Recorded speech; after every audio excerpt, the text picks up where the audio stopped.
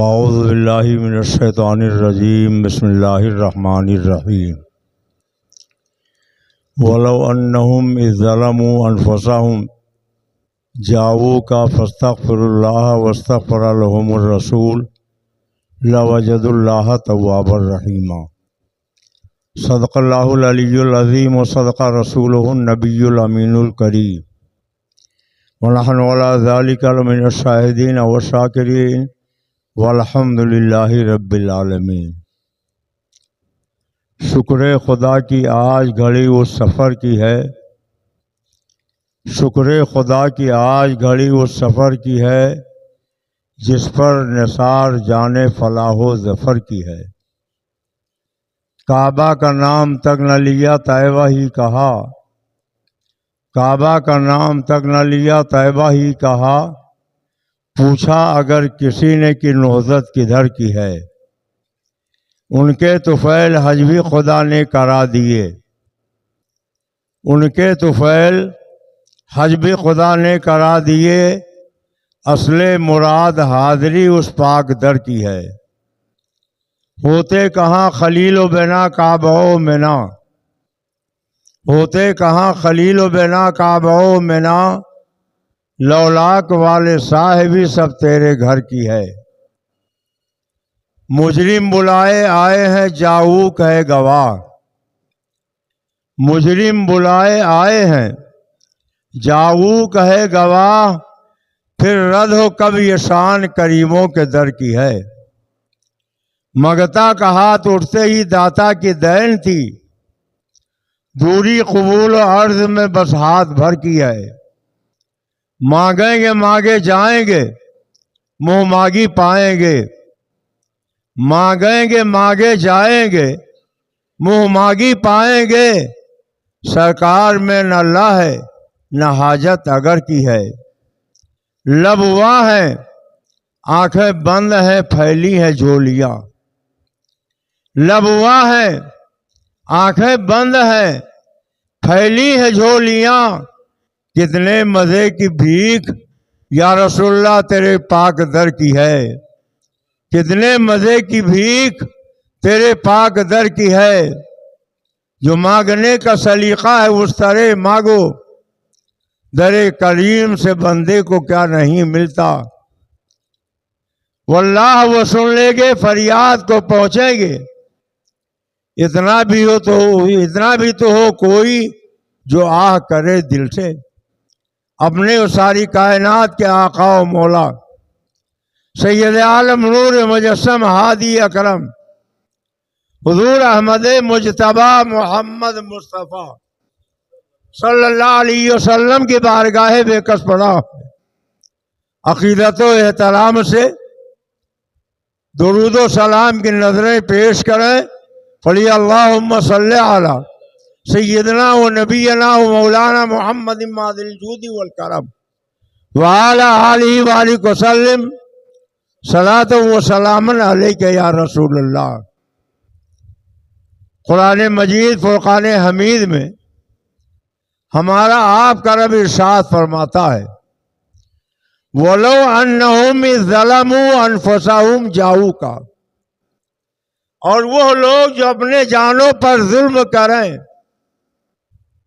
اے محبوب وہ آپ کی بارگاہ میں حاضر ہو جائے، اور آپ کی بارگاہ میں حاضر ہونے کے بعد اللہ کی بارگاہ میں توبہ و استغفار کریں، اور آپ ان کے لیے دعائے مغفرت کر دیں، لَوَجَدُوا اللَّهَ تَوَّابًا رَحِيمًا، وہ اللہ کو توبہ قبول کرنے والا اور رحم کرنے والا پائیں گے۔ آپ غور کریں اور سوچیں، آدمی نے جرم کیا اللہ کی بارگاہ میں، خطا ہوئی اللہ کی بارگاہ میں، نافرمانی ہوئی اللہ کی بارگاہ میں، مگر اللہ یہ نہیں کہتا کہ خانہ کعبہ میں آ جاؤ، کسی مسجد میں چلے جاؤ اور وہاں جا کر توبہ کرو، بلکہ فرماتے ہیں جاؤ کا، اللہ فرماتا ہے جاؤ کا، اے محبوب یہ مجرم، یہ خطا کار، یہ گنہگار، یہ اسیاں شعار آپ کی بارگاہ میں آ جائیں، اور اللہ سے توبہ کریں اور آپ بھی ان کے لیے سفارش کر دیں، آپ ان کے لیے دعائے مغفرت کر دیں، تو یہ اللہ تعالیٰ کو توبہ قبول کرنے والا پائیں گے۔ آپ اندازہ لگائیں کہ معاف کرنے والا خدا ہے، جرم اللہ کی بارگاہ میں ہوا، مگر اللہ اپنے دربار میں بلانے کے بجائے اپنے نبی کے دربار میں بھیج رہا ہے اور فرماتا وہاں جا کے اللہ سے توبہ کرو اور خود ہی نہ توبہ کرو، تمہارے نبی بھی تمہاری طرف سے سفارش کر دیں، تب تم اللہ کو توبہ قبول کرنے والا اور مغفرت کرنے والا پاؤ گے۔ آج ایک عقیدہ بڑی تیزی کے ساتھ پنپ رہا ہے جسے وہابی اور دیوبندی کہا جاتا ہے۔ ان کا کہنا یہ ہے کہ جب حج بیت اللہ کے لیے جاؤ تو اللہ کے گھر کا دیدار کرو، اللہ کے گھر کی زیارت کرو اور وہیں سے واپس آ جاؤ۔ اگر وہاں سے واپس نہیں آنا چاہتے، مدینہ جانا چاہتے ہو، تو اگر وقت ہو، موقع ہو، تمہارے پاس مہلت ہو تو مدینہ چلے جاؤ، مگر مدینہ جانے کے بعد نبی کے روضے پاک کی زیارت کی نیت نہ کرنا، بلکہ مسجد نبوی میں نماز پڑھنے کی نیت کر کے جانا۔ اس لیے کہ حکم یہ ہے اگر کوئی خانہ کعبہ میں نیک کام کرے تو اس کا اجر ایک کام کا 1,00,000 ہے، اور مدینہ شریف میں اگر کوئی اچھا کام کرے تو اس کا ثواب 50,000 ہے، اور بیت المقدس میں اگر کوئی نیک کام کرے تو اس کا ثواب 25,000 ہے۔ بقیہ اور دنیا کے کسی مسجد میں چلے جاؤ، ہر جگہ ثواب برابر ہے، کہیں کم زیادہ نہیں، مگر اللہ فرماتا ہے کہ میرے نبی کی بارگاہ میں آؤ، اور وہابی کہتا ہے جانا کوئی ضروری نہیں ہے، اگر تمہارے پاس فرصت ہو، موقع ہو تو چلے جاؤ، مگر خبردار روضے رسول کے زیارت کی نیت کر کے نہ جانا۔ جب جانا تو مسجد نبوی میں نماز پڑھنے کی نیت کر کے جانا۔ اب آپ اندازہ لگائیں، یہ 1400 سال بیت جانے کے بعد نیا عقیدہ، نیا دھرم ہمیں اور آپ کو سکھایا جا رہا ہے۔ آج ہمیں نبی سے دور کرنے کی یہ سازش کی جاتی ہے۔ آؤ ذرا 1400 سال کی تاریخ کا ہم مطالعہ کریں، کیا یہی عقیدہ صحابہ کا تھا، اہل بیت اطہار کا تھا؟ تو آپ یاد کیجئے اللہ کے پیارے رسول کے جب وصال ہوا، آج یہ وہابی کہتا ہے قبر پہ جانے والے قبر پجوا ہیں، قبر پہ جانے والے بدعتی ہیں، قبر پہ جانے والے جہنمی ہیں، قبر پہ جانے والے مشرک ہیں، مگر اللہ خود کہتا ہے میرے نبی کے بازار پہ جاؤ۔ ہماری ماں، آپ کی ماں، ساری امت کی ماں حضرت عائشہ فرماتی ہیں، ایک خاتون ایک دیہات سے آئیں، انہوں نے مجھ سے کہا کہ اے عائشہ، میں سرکار کے دربار میں توبہ کرنے آئی تھی، پتہ چلا کہ سرکار کا وصال ہو گیا، آپ آقا کریم کے مزار مبارک سے پردہ ہٹا دیجئے تاکہ میں اس کی زیارت کر لوں۔ آپ کی ماں، ہماری ماں، ساری امت کی ماں یہ نہیں کہتی نبی کے روضے کی زیارت شرک ہے، بدعت ہے، ناجائز ہے، قبر پجوں کا کام ہے، بدعتیوں کا کام ہے، رضا خانیوں کا کام، بلکہ وہ اٹھی اور حدیث میں ہے سرکار کے روضے اطہر کی چادر ہٹائی۔ خاتون نے سرکار کے روضے اطہر کو دیکھا، آنکھوں سے آنسو نکلے، زبان پہ ایک چیخ آئی اور زمین پر گر پڑی، اور وہیں سرکار کے قدموں میں اپنی جان نچھاور کر دیا۔ گر وقت اجل سر تیری چوکٹ پہ دھرا ہو، جتنی ہو قضا ایک ہی سجدے میں ادا ہو۔ ایک دیہات کے رہنے والے صحابی تھے، ان سے بھی کوئی خطا ہو گئی، اپنے خطا کی معافی کے لیے سرکار کے روضے پر پہنچے، حاضری دی، سرکار کے روضے کی زیارت کی، اور پھر عرض کیا یا رسول اللہ، اللہ نے کہا جب تم سے کوئی جرم ہو جائے تو میرے محبوب کے دربار میں آؤ، اب آیا ہوں، آپ میرے لیے اللہ سے سفارش کر دیں۔ تو قبر اطہر سے آواز آئی جاؤ، تمہیں بخش دیا گیا۔ سرکار کی جب وصال ہوا تو سرکار کے روضے پر جانے والے کیسے لوگ، افضل الخلق بعد الانبیاء، یار غار نبی حضرت سیدنا صدیق اکبر جا رہے ہیں، امیر المومنین خلیفۃ المسلمین حضرت عمر فاروق اعظم جا رہے ہیں، امیر المومنین حضرت عثمان ابن عفان جا رہے ہیں، مولائے کائنات حیدر کرار علی مرتضی کرم اللہ تعالی وجہ الکریم جا رہے ہیں۔ آپ کی ماں، ہماری ماں، ساری امت کی ماں حضرت عائشہ صدیقہ سرکار کے روضے پر جاتی ہیں اور بے جھجک جاتی ہیں۔ جب ان کے والد حضرت ابو بکر کا انتقال ہو گیا، جب بھی اسی انداز میں جاتی تھی، مگر جب حضرت عمر کا وصال ہوا اور انہیں سرکار کے پہلو میں دفن کیا گیا تو اچھی طریقے سے چہرہ کپڑے میں ڈھک لیتی تھی، اس کے بعد جاتی تھی۔ کسی نے کہا ہے ماں آپ پہلے آتی تھی، اتنا اہتمام نہیں کرتی تھی، خلیفہ اول کے زمانے میں آتی تھی، جب بھی اتنا اہتمام نہیں کرتی تھی۔ اب اسلام کے یہ دوسرے خلیفہ کے وصال کے بعد آپ پردے سے خوب چہرہ چھپا کے آتی، تو فرمایا پہلے میرے ایک شوہر تھے، دوسرے میرے والد تھے، ان سے باپ سے نہ تو پردہ نہ شوہر سے پردہ، اب تیسرے عمر وہاں لیٹے ہوئے ہیں جو غیر ہے، اس لیے میں چہرہ ڈھک کے جاتی ہوں۔ گویا آپ کی ماں، ہماری ماں نے یہ ہمیں سبق سکھایا کہ قبروں پر جانا چاہیے، اور قبر والے اپنی قبروں میں زندہ ہیں، اگر زندہ نہیں تھے تو وہ چہرہ چھپا کے کیوں آتی تھی؟ حضرت سیدنا بلال حبشی حبش کے رہنے والے ہیں، جب مدینہ طیبہ آئے تو عرب کے ماحول میں اجمیوں کو گری ہوئی نظر سے دیکھا جاتا، عرب اپنے آپ کو بہت برتر، بہت بلند و بالا سمجھتے، اور حبشیوں کی تو کوئی عزت و اہمیت نہ تھی، مگر سرکار نے اونچ نیچ کا فرق مٹا دیا، کالے گورے کا امتیاز ختم کر دیا، اور پھر حضرت بلال سے کہا بلال اب مسجد میں کھڑے ہو کے اذان دو۔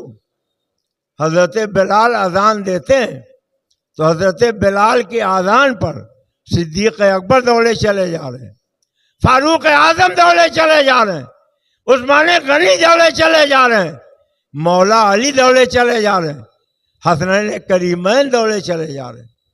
حضرت بلال جب سرکار کے ساتھ مکہ شریف پہنچے تو عرض کیا سرکار اب یہاں مکہ سامنے، خانے کعبہ سامنے، اب آپ بتائیں کہاں سے اذان دوں؟ تو اللہ کے پیارے رسول نے ایک حبشی غلام سے کہا خانے کعبہ کے چھت پہ چڑھ جاؤ اور وہاں سے اذان دو۔ حضرت بلال خانے کعبہ کے چھت پہ چڑھ گئے، عرض کیا یا رسول اللہ اب تو آپ نے مجھے کعبہ کے چھت پہ کھڑا کر دیا، پہلے میں جب مدینے میں اذان دیتا تھا تو کعبہ کی طرف رک کر کے اذان دیتا تھا، مگر اب تو آپ نے مجھے کعبے کی چھت پہ چڑھا دیا، اب بتائیں میں کدھر منہ کروں؟ تو سرکار نے فرمایا کہ تم میری طرف منہ کر لو، گویا کعبہ ہمارے آپ کے آقا ہیں۔ اسی لیے تو اعلیٰ حضرت نے کہا حاجیوں آؤ شہنشاہ کا روضہ دیکھو، کعبہ تو دیکھ چکے کعبے کا کعبہ دیکھو۔ یہ بدبخت وہابی دیوبندی کہتے نبی کے روضے کی زیارت کر کے مت جانا، زیارت کی نیت نہ کرنا ورنہ مشرک ہو جاؤ گے، مگر یہ حضرت بلال ہیں جب مدینہ طیبہ میں اذان دیتے تھے، جب اشہد ان محمد رسول اللہ کہتے، سرکار مصلی پر رہتے تھے، حضرت بلال سرکار کا نام دیکھتے سرکار کو یاد کر لیتے، آنکھیں شاد کام ہو جاتی۔ مگر جب سرکار نے پردہ فرما لیا تو حضرت بلال سے برداشت نہ ہوا اور مدینہ طیبہ چھوڑ کر ملک شام چلے گئے۔ ہر وقت آقا کریم کی جدائی میں آنسو بہتے رہتے، روتے رہتے تھے۔ ایک رات لیٹے، نصیبہ بیدار ہو گیا، اللہ کے پیارے محبوب کو خواب میں دیکھا۔ سرکار نے فرمایا بلال مجھے چھوڑ کر اتنی دور چلے آئے، بلال کیا تم میری زیارت کے لیے نہیں آؤ گے؟ آنکھ کھل گئی، لبیک و سعدیک کہتے ہوئے ملک شام سے مدینہ طیبہ کی طرف خالد روضہ رسول کے زیارت کی نیت کر کے وہ چل پڑے۔ اور جب مدینہ طیبہ پہنچے تو پورے مدینے میں ایک کوہرام مچ گیا۔ آج رسول اللہ کے مؤذن حضرت بلال آ گئے، سارے صحابہ اکٹھا ہو گئے۔ بلال سرکار کو پردہ ہوئے فرمائے ایک زمانہ بیت گیا، آپ سرکار کے سامنے اذان دیتے تھے، ہماری نگاہیں اب سرکار کو نہیں دیکھ رہی، مگر اے مؤذن رسول آ کے اب آپ ایک مرتبہ وہی اذان پھر دے دو۔ حضرت بلال نے معذرت کی، جب میں اذان دیتا تھا اشہد ان محمد رسول اللہ کہتا تھا، نگاہیں سرکار کے جلوے زیبا کو دیکھ لیتی تھی، دل شاد کام ہو جاتا تھا۔ اب سرکار ہماری نظروں سے اوجھل ہو چکے ہیں، اب اگر اذان دوں گا سرکار کی زیارت نہ ہوگی تو میں برداشت نہ کر پاؤں گا۔ لوگوں نے سفارش کی، نہیں تیار ہوئے تو حسنین کریمین کے پاس لوگ پہنچ گئے، آپ چلیے، آپ اپنے نانا کا واسطہ دیجئے، آپ نواز رسول ہیں، آپ کی خواہش پوری کریں گے۔ حسنین کریمین آئے، فرمائے میرے نانا کے مؤذن، نانا ہماری ظاہری نگاہوں کے سامنے نہیں ہے مگر قبر انور میں تو ہیں، آپ کی اذان سنیں گے، آپ چلیے اذان دے دیجئے۔ حضرت بلال جیسے ہی کھڑے ہوئے اذان دینا شروع کیا تو پورے مدینہ میں کوہرام برپا ہو گیا، ہر طرف سے لوگ چل پڑے۔ رسول اللہ کیا قبر انور سے باہر آ گئے؟ آج مؤذن رسول اذان دے رہے ہیں، اور حضرت بلال نے جب اشہد ان محمد رسول اللہ کہا تو ایک چیخ ماری اور فرش زمین پر گر پڑے، دنیائے ہوش و خیرت سے بے نیاز ہو گئے۔ کچھ دیر کے بعد جب ہوش آیا تو سرکار کے روضے اطہر پر گئے، اپنے چہرے کو سرکار کے قبر انور پہ رکھ دیا اور سرکار کے قبر مبارک کی دھول اپنے چہرے پر مل رہے ہیں۔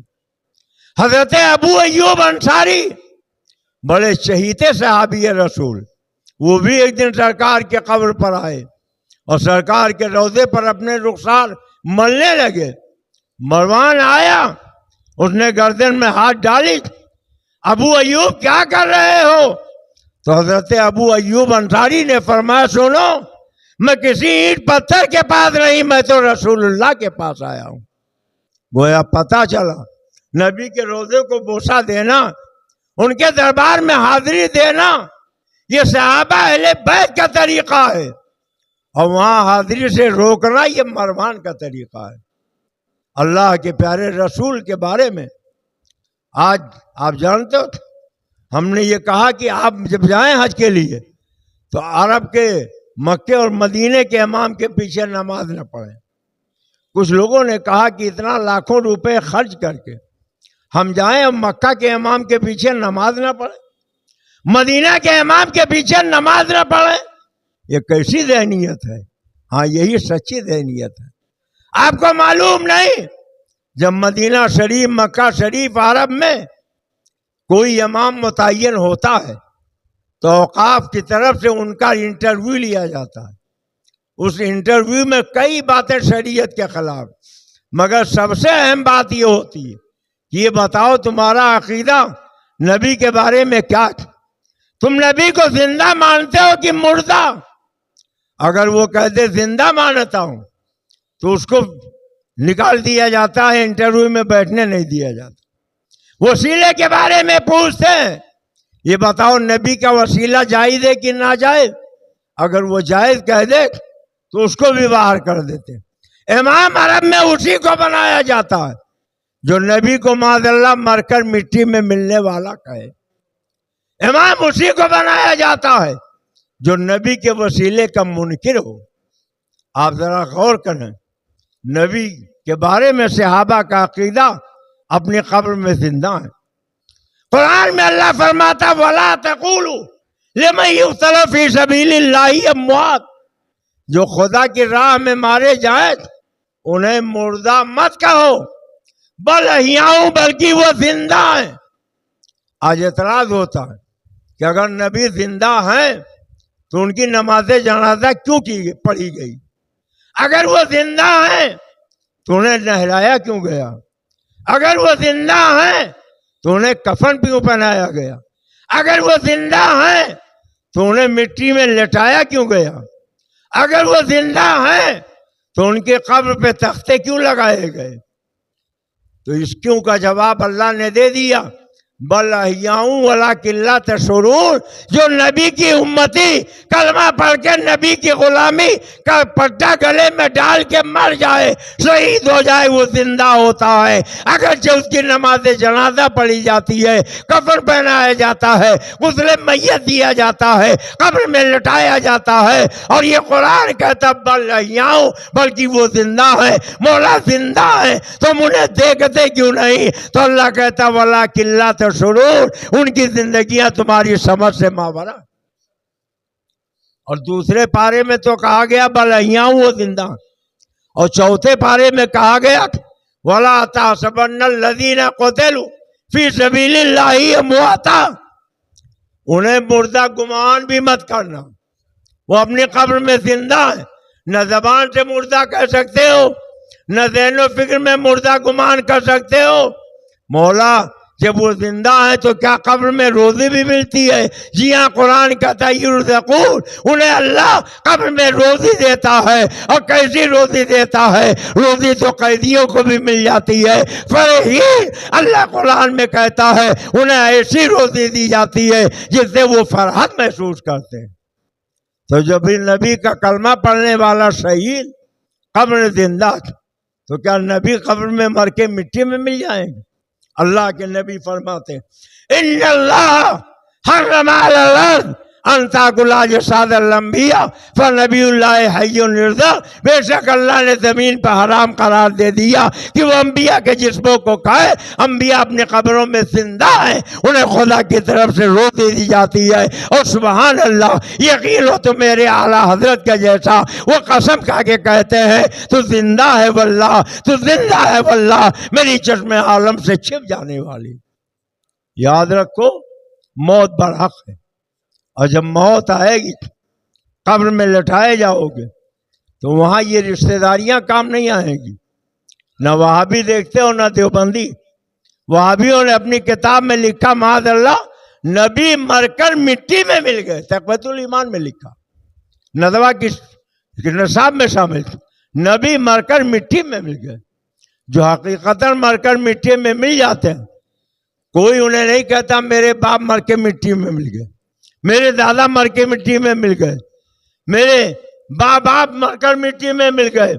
اور وہ نبی جو اپنی قبر میں زندہ، ان اللہ حرم علی الارض ان تاکل اجساد الانبیاء فنبی اللہ حی یرزق، بے شک اللہ نے زمین پر حرام قرار دے دیا کہ وہ انبیاء کے جسموں کو کھائے۔ وہ انبیاء اپنے قبروں میں زندہ ہے، انہیں خدا کی طرف سے روزی دی جاتی ہے۔ ان کے بارے میں وہابیوں کا عقیدہ ہے نبی مر کر مٹی میں مل گئے، معاذ اللہ، معاذ اللہ، 100,000 بار معاذ اللہ۔ قبر میں کام آنے والی ذات نبی کی ہے، میدان محشر میں کام والی ذات نبی کی ہے۔ یہ نیتا گیری، یہ لیڈری، یہ رشتہ داریاں، یہ دوستی، یہ بھائی چارہ قبر میں نہ کام آئے گا، نہ میدان محشر میں کام آئے گا۔ اس لیے اگر عذاب الہی سے بچنا ہے जहन्नम के भड़कते हुए शोरों से बचना है तो अपने ईमान और अकीदे को दुरुस्त रखो, और जो ईमान के लुटेरे अकीदे के डाकू हैं उनसे रिश्ता नाता तोड़ के अलग हो जाओ, उनसे कोई ताल्लुक न रखो। अल्लाह तबारक ताला के अंबिया अपनी कब्रों में जिंदा हैं, और अकीदा कैसा अकीदा है खुद आला हजरत से पूछो, कसम खा के कहते हैं तू जिंदा है वल्लाह, तू जिंदा है वल्लाह, कसम खा के कहते हैं खुदा की कसम या रसूलुल्लाह आप जिंदा है, तू जिंदा है वल्लाह, तू जिंदा है वल्लाह, मेरी चश्मे आलम से छिप जाने वाली। अल्लाह ताला हमें और आपको अच्छे अकीदे पर कायम रखे और अच्छे अकीदे के साथ हमें मौत नसीब फरमाए, अच्छों के यहाँ रिश्ता करने की तौफीक अता फरमाए, और नबी के दुश्मनों से रिश्ता नाता तोड़कर अलग रहने की तौफीक अता फरमाए। वक्त ख़त्म हो गया, इंशाअल्लाह आइंदा जुम्मे को मौका मिला तो नबी कैसे जिंदा है इस सिलसिले में कुछ ऐसे वाक़यात सुनाऊंगा कि आपका ईमान ताज़ा होगा, अकीदा निकलेगा, रूह में तवानाई पैदा होगी। हदीस पाक में है कि जब मोमिन सच्चे दिल से नबी पर दुरूद व सलाम भेजता तो सरकार उसे सुनते हैं, और खाली सुनते नहीं हैं बल्कि उसका जवाब भी देते हैं। सरकार उसका जवाब भी देते हैं। हजरत शेख मुहक्किक शाह अब्दुल्लाह मुहद्दिस देलवी ने एक किताब लिखी है जज़्बुल क़ुलूब इला दयारिल महबूब, यानी दिलों का खींचना महबूब के दयार की तरफ। उसमें लिखते हैं कि जब उम्मती नबी पर सलाम भेजता है तो नबी अपने कानों से सुनते हैं और उसका जवाब भी देते हैं। आपने लाखों सलाम करोड़ों दुरूद भेजा, अगर एक मर्तबा नबी ने वालेकुम अस्सलाम कह दिया तो कब्र में भी सलामत रहोगे, मैदान महशर में भी सलामत रहोगे, जन्नत में भी सलामत रहोगे। इसलिए नबी की बारगाह में सलाम भेजो। नबी तुम्हारे दुरूद व सलाम के मुहताज नहीं। बिला जरूरत जो लोग भगदड़ मचा देते हैं जुमा के बाद 10 मिनट 5 मिनट नहीं रुक पाते। सुन लो, हदीस पाक में 70,000 फरिश्ते सुबह आते हैं, रोज़े रसूल को हाला बना के घेर लेते और शाम तक वो नबी पर दुरूद व सलाम पढ़ते रहते, और जब शाम आती है तो वो चले जाते, दूसरे 70,000 आ जाते हैं, वो सुबह तक दुरूद व सलाम पढ़ते रहते।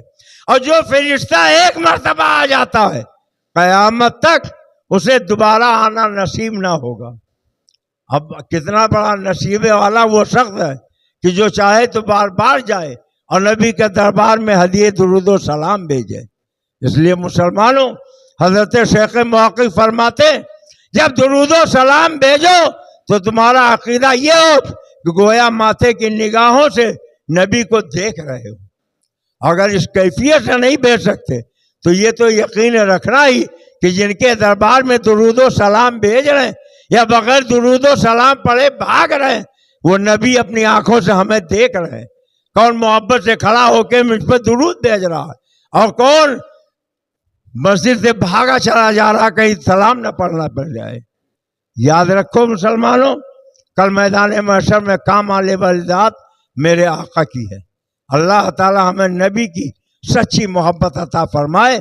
नमाज अच्छी, रोज़ा अच्छा, हज अच्छा, ज़कात अच्छी, मगर मैं बावजूद इसके मुसलमान हो नहीं सकता न जब तक मर मिटूं मैं ख्वाजे बतहा की अजमत पर कसम अल्लाह की कामिल मुसलमान हो नहीं सकता।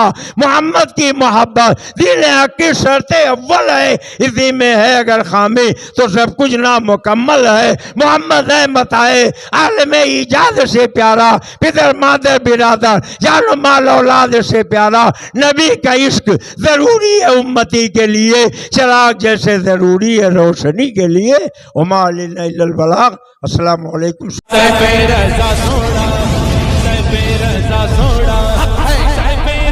सोड़ा